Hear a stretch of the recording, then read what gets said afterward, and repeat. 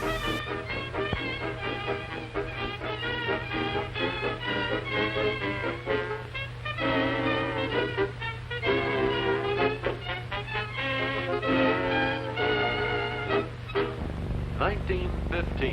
From 24 years out of the past, Telenews brings you these historic newsreels. Pictures taken during the closing day of the Panama Pacific International Exposition. There it is, the Phantom City.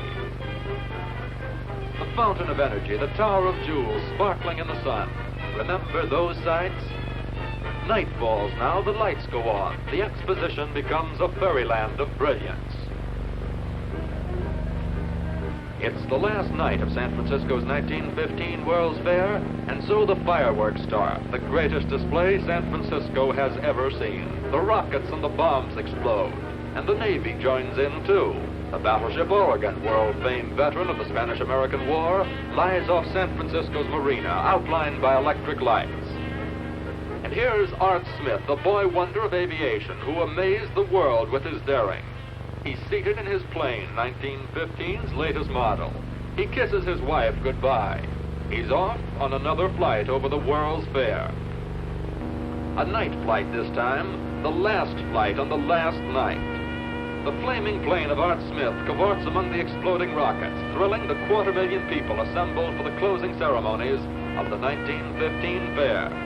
Over the bay, close to the Tower of Jewels itself, closing that fair in a burst of fireworks. And then the blackout. One by one, the lights go out. Slowly, the Tower of Jewels is darkened. Gradually, the great fan in the sky shrinks.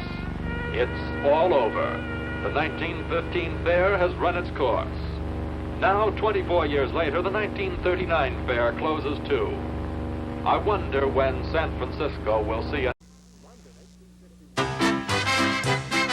London, 1851, the Crystal Palace Exposition.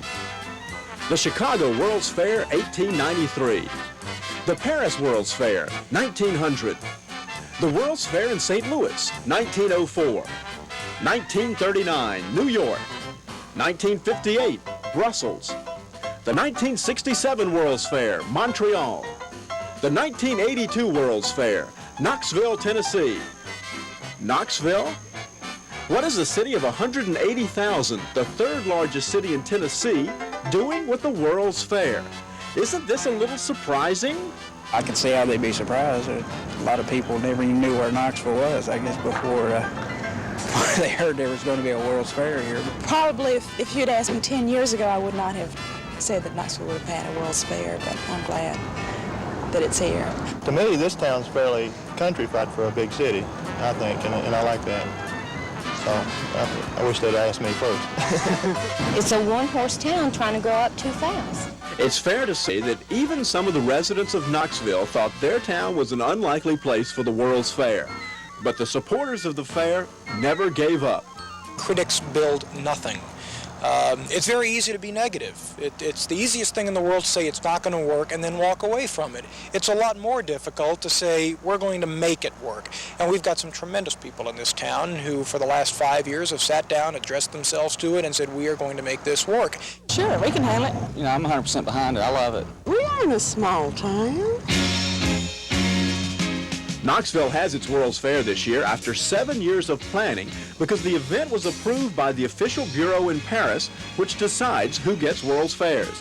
Some citizens of Knoxville went to Paris with an idea for a fair that would have the theme of energy. The people in Paris agreed to it because Knoxville is a unique energy center. The area is the home of TVA, one of the world's largest power utilities, and the Oak Ridge National Laboratory, one of the world's foremost nuclear research sites. Also, the location suggested for the fair adjoins the University of Tennessee, where a lot of energy study is done. We joked about it a lot of times that once we really began to get a handle on what it was we had here, and we knew we had something the world needed to know about, that, well, do you put an ad in the New York Times or do you have a World's Fair? So we opted for a World's Fair. Now, of course, there was a lot of early skepticism about whether or not Knoxville could pull off a World's Fair.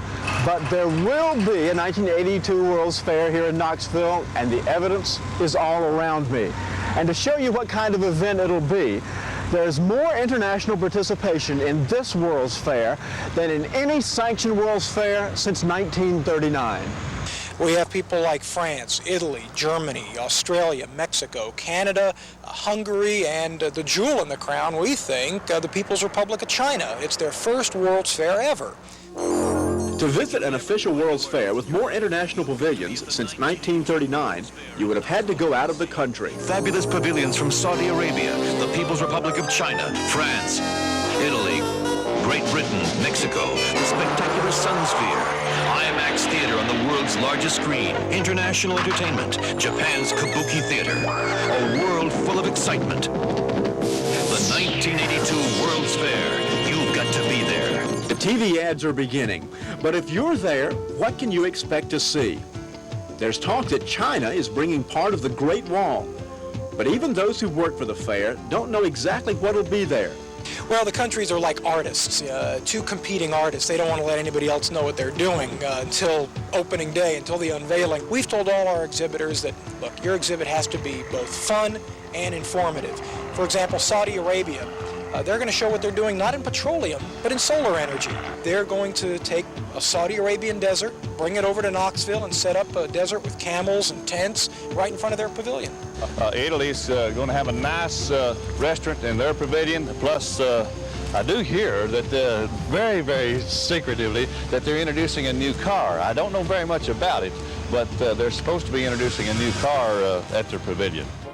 Work is now going on to make the 72-acre site ready for the opening of the fair May the 1st. Where 3 interstates cross in Knoxville, highways are being improved. Dozens of buildings are being built, including the massive U.S. Pavilion. There'll be 48 restaurants at the fair. It's been estimated that 11 million people will visit the fair, but season tickets are selling much better than expected, so the total may be more. Ever since World's Fairs began, each fair has had a trademark building, from the Eiffel Tower in Paris to the Space Needle in Seattle. The arm of the Statue of Liberty was introduced at a World's Fair in Philadelphia. This year, Knoxville has its Sun Sphere. It's a 26-story tower with a 5-story restaurant complex on the top of it. 2 floors for observation, 2 floors for the restaurant, and 1 for the kitchen area. Now, I've heard that there's going to be gold dust in the glass. That's true. That sounds expensive, but it's an experimental thing. They have one other building in the United States like that, but it will be 24-karat gold dust in the glass to give it more brilliance when the sun hits it. If you want to see what makes the world go round, if you want to have the kind of fun that comes just once in every lifetime, if you want to see how history is being made in Tennessee, you've got to be there. The 1982 World's Fair, you've got to be there. Can Knoxville do a World's Fair? The Bureau of International Expositions in Paris, these are people that make their living out of knowing that an exposition is going to be successful. They're saying that we're going to be a success, that we can do a World's Fair. Come May 1, we're going to open with a wonderful World's Fair, we sure are. The World's Fair is going to offer me the opportunity to take, in 72 acres, a trip around the world.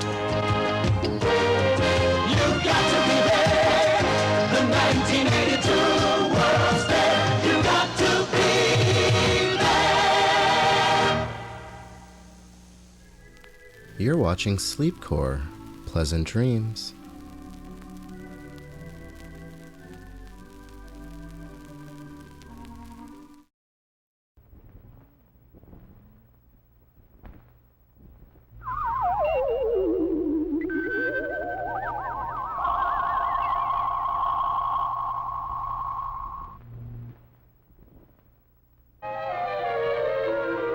Why would Uncle Sam put $9 million into this venture? The federal government put only $1 3/4 million into the 1933 Chicago Fair and none at all into the 1939 San Francisco Fair. Why Seattle's Fair? The answer must be that the leaders of Century 21 came through with a valuable concept, science for mankind, and a board of the nation's top scientists to oversee it. Our guide for exploring this world is Dr. Dixie Lee Ray, distinguished scientist on the faculty of the University of Washington. The world today is made, is powered, is penetrated through and through with science. Let us look into the face of the future. Here we see the problems whose shadows already lengthen over the land. increasing population, diminishing resources, pollution of fresh water, the sea, and the air, disease, ignorance, and war? Is this the prospect that we face? Or through knowledge and understanding, can we shape our future, not to a life of ease, but to one that is worthy of the dignity of the human mind and spirit? We have entered upon the space age. This means new concepts of size and time and shape and matter. It means a change in our perspectives and our thinking. Science is the search for hidden likenesses in the great diversity of all things around us, large and small. It seeks the beauty of order, and the sense of personal exploration is as great and as intense in this adventure of the mind as it is in any aspect of the arts. We look to the frontiers of the future with confidence, in the knowledge that man masters nature not by force, but through understanding. And it is to this end of understanding that the United States Science Exhibit is organized and directed.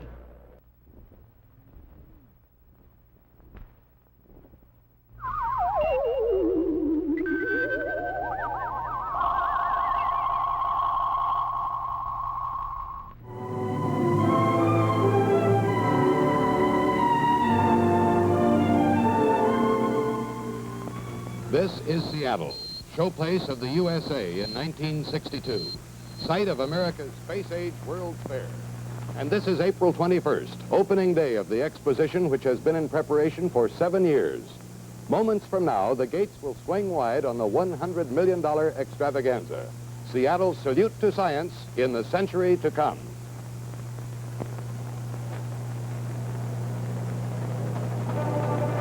Welcome to the opening ceremonies of the Seattle World's Fair, brought to you by Dorsey's 6th Avenue, the Pacific.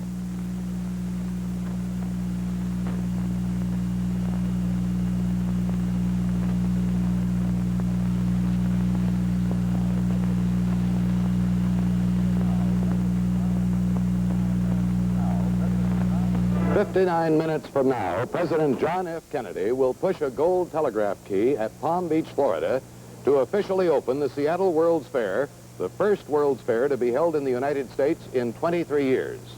I'm Charles Herring, speaking from the Washington State Coliseum, the largest building on the fairgrounds. A mammoth 4-square-block structure without a single supporting beam or column in the interior.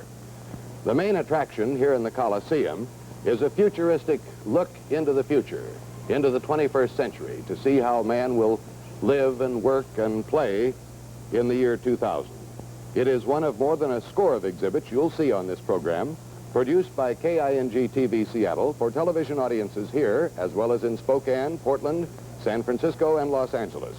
A geodesic dome supported by an external frame of gold aluminum tube is just one example. Our company presents one of the fair's 2 rides through space and a preview of products of the future. The Bell Telephone Pavilion is another distinctive building in a different style. It presents 1,000 years of communications history, and visitors will learn about research that's building the communication system of the years to come. Here's a unique home constructed by the Douglas Fir Plywood Association. In the Fashion Pavilion, Revlon is staging a fashion show with models on colored lily pads over a perfumed pool. All told, 10 corporations have space in the colorful Hall of Industry. Largest of these, the National Cash Register Company, with a vast array of complicated business machines. Certainly, American industry has done itself proud at this World's Fair. Here in the center of the industrial exhibit area is Ted Bryant.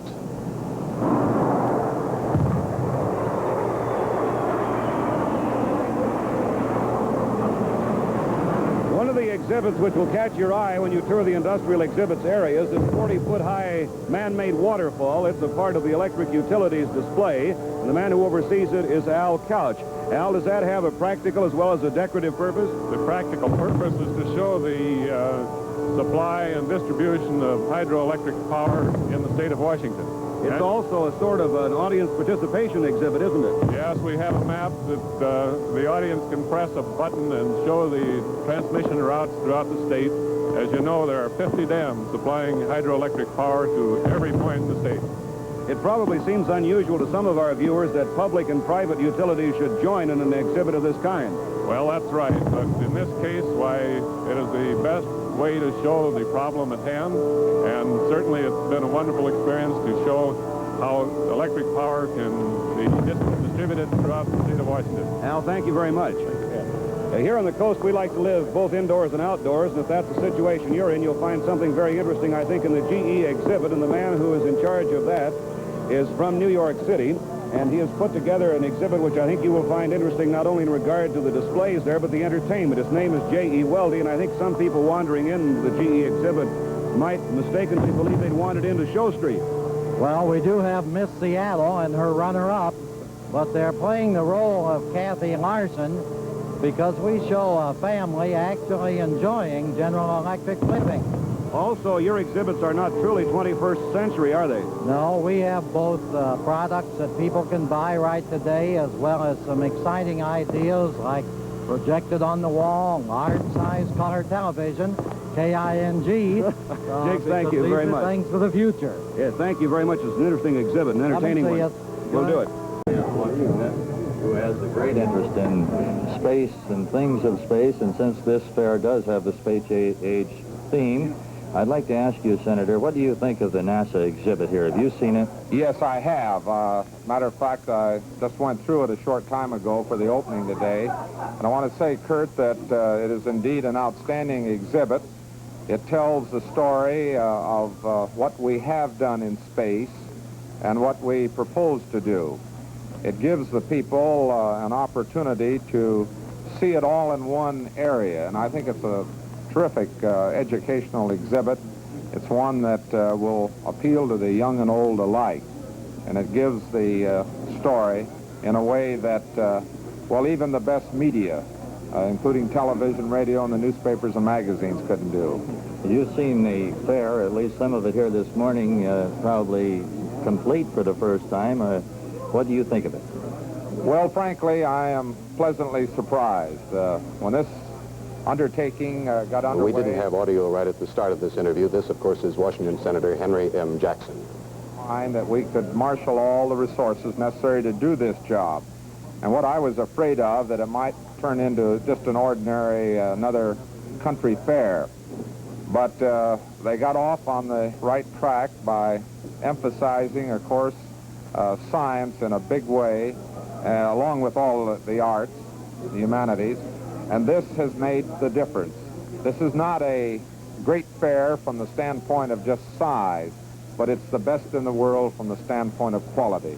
And this is a qualitative fair. I'm proud of what my state has done. Thank you very much, Senator Jackson. I see... You're watching Sleepcore, media for insomnia.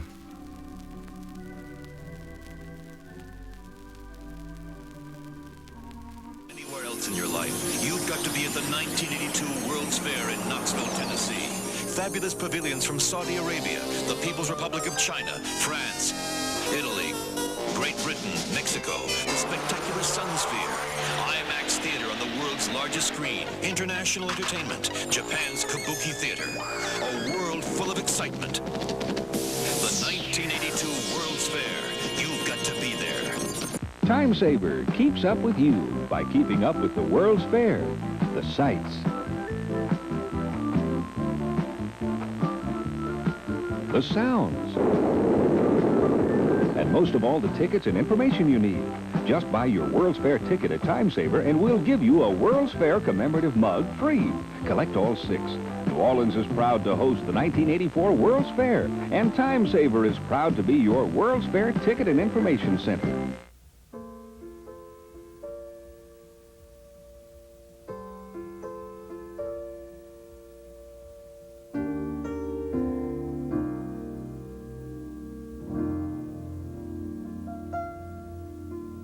Something's happening.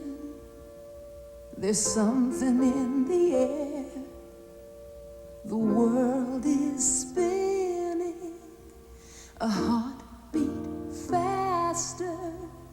Tomorrow's calling. Can't you hear it? To people everywhere, reaching out to you and me. The future's ours to share.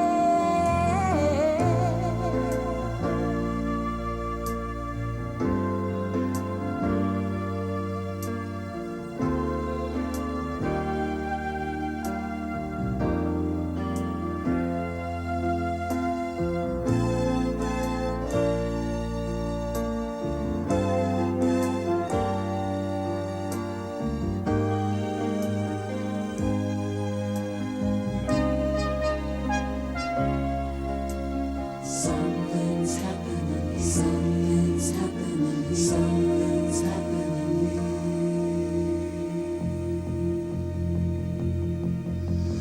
Set the world in motion. Together we can catch a rising star. We can touch tomorrow, discovering the wonder in our minds and in our hearts.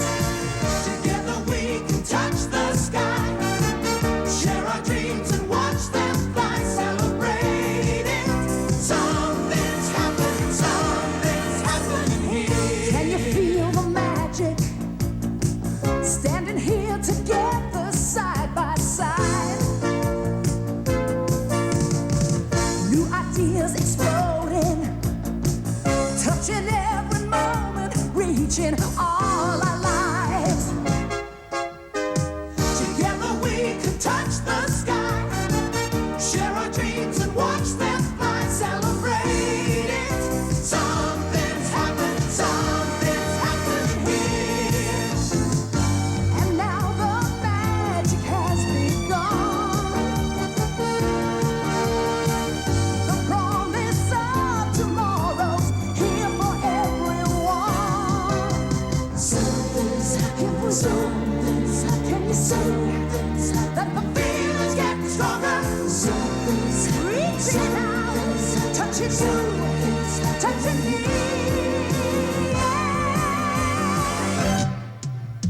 Set the world in motion.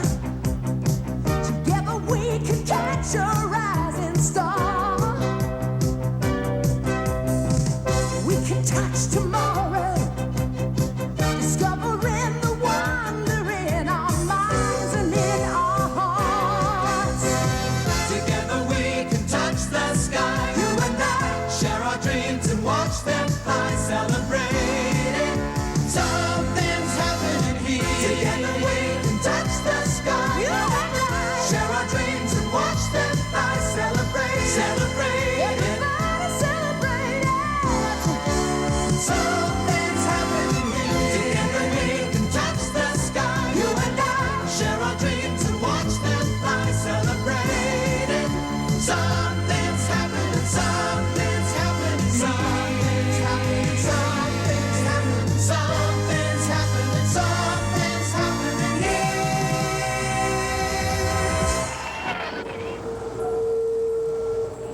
The Roundhouse brings you the inventors no one remembers, and the gadgets the inventors would rather forget.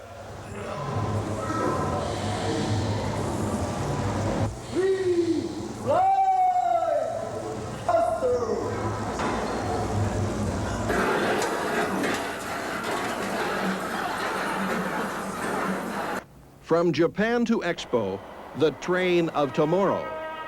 A ride on magnetic levitation. The passengers say it's like floating on air. It's high-speed surface transport. I hope you have enjoyed the smooth ride of the HSSD. Thank you very much for coming. さようなら、ありがとうございました。 The HSST comes in a smaller model inside Japan's pavilion. They've packed a whole model city in the pavilion.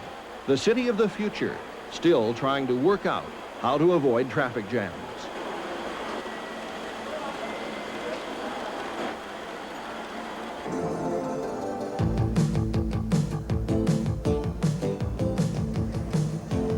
The French have brought trains to Expo, but on quite a different scale. The compact modules carry just a few passengers, but they move them along quietly and efficiently. You're watching Sleepcore. Sleep tight.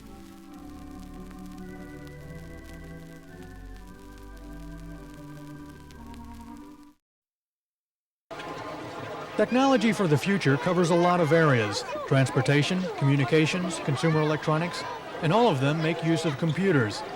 While several of the technology-oriented participants of Expo 85 are using laser light shows and three-dimensional presentations to demonstrate our future way of life, robots are by far in the futuristic limelight.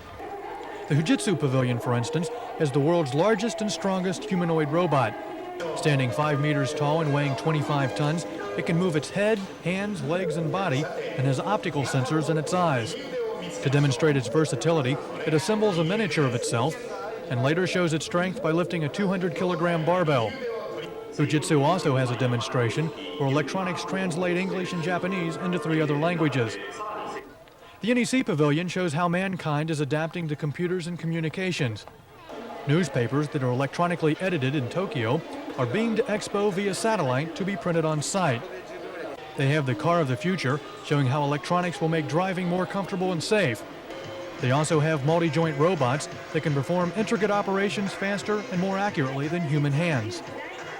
National Panasonic has a presentation where a robot sees and records your image, and using an easel and brush proceeds to draw your portrait. Considered by many to be done well enough to frame, this show always brings in the crowd. The Sony Corporation, famous for their TVs, has done one better. It's called Jumbotron. With screen dimensions of 25 by 40 meters, it's the world's largest television set, standing some 14 stories tall. It uses digitized video signals that are fed to the 450,000 lights through optical fiber cables. It can be viewed anywhere from 50 to 500 meters away, and computer-controlled audio gives a perfect balance of sight and sound throughout the expo grounds. Now, the American Pavilion is always one to bring in spectators. With the theme Artificial Intelligence, they proceed to show the events that brought us from vacuum tubes through transistors to computers. Several interaction displays are available to show how the mind works and why we think the way we do. Watching computers work by voice recognition always excites the crowds, as does the robot printer, which draws a different picture independent of human intervention. Computers and robots are being used in major industries now, and if Expo 85 is any indication, it won't be long before they're found in homes also. From Expo 85 in Tsukuba, Japan, I'm Air Force Sergeant J.D. Harrington. At first glance, it looks like a success, but on closer look, the Pelican's outfit is a little scruffy, and there aren't many people here. Promoters projected 75,000 a day, but only half that came, fewer since Labor Day. The governor stuck his neck out to get emergency financing. Now he wants someone else's neck. I can only say that had this been a public undertaking, there would have been a number of people sent to the penitentiary. There would have been lynchings, hangings, and certainly a lot of investigations. He wanted to fire Peter Spurney, the director, but a fiscal committee that oversees finances only recommended cutting his $165,000 salary in half, along with that of other executives. A hanging here would bring in a nice crowd, though the courts would never allow that. But it shouldn't take a hanging to get the idea across that World's Fairs may be obsolete. But this week, delegations from Seville, Spain, and Chicago, which are planning joint fairs for 1992, toured this one. Bad publicity from this fair is hurting Chicago's efforts to raise money. It has given the United States and the United States ability to organize world expositions a bad name. For Chicago, it came at the worst possible time. Louisianans are stuck with a debt that may reach $140 million, and they're stuck with a fair they can't close. It pre-sold $500,000 worth of tickets, and it has to honor them. So they can't stop the bubble machine. We can't yet bid fond farewell to the Louisiana Exposition as it sinks slowly into the red.